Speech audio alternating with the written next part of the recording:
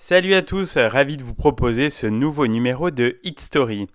J'ai choisi de vous parler aujourd'hui du tube de l'été 2019 qu'on a beaucoup diffusé sur Logos FM.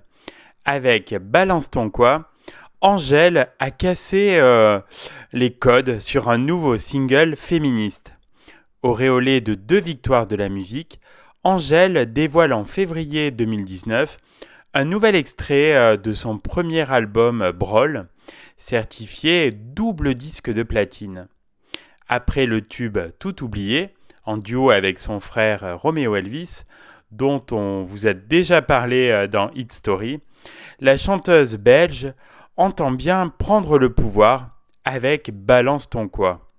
Du haut de ses 23 ans, Angèle s'est imposée comme la grande gagnante des victoires de la musique 2019. Il faut dire que le succès que rencontre Angèle depuis un an, alors, tient du phénomène. Inconnue jusqu'à la parution de son premier single, La loi de Murphy, en octobre 2017, la chanteuse a rapidement envahi les ondes et conquis le public avec une vaste tournée sold out dans toute la France. Prise dans un tourbillon, Angèle préfère garder la tête sur les épaules. Elle explique que la dérision qu'elle met dans ses chansons et dans ses clips est une manière de désacraliser la musique, de dénoncer aussi.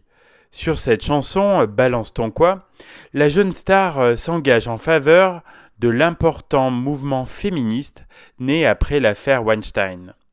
Le titre fait évidemment référence aux milliers de témoignages recueillis avec le hashtag Balance ton porc. Pour Angèle, ça a inspiré d'autres femmes à parler du harcèlement au travail, du harcèlement de rue. Elle avait envie d'en parler, mais elle ne voulait pas chanter Balance ton porc, elle ne voulait pas s'approprier cette expression très forte. Le titre, coproduit par Tristan Salvati, aborde plus précisément le langage très cru utilisé par les rappeurs dans les chansons où la misogynie est trop souvent de mise.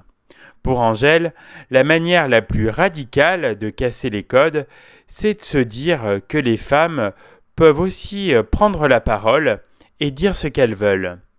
Une tactique que la chanteuse applique avec une douce ironie sur le refrain très explicite du morceau.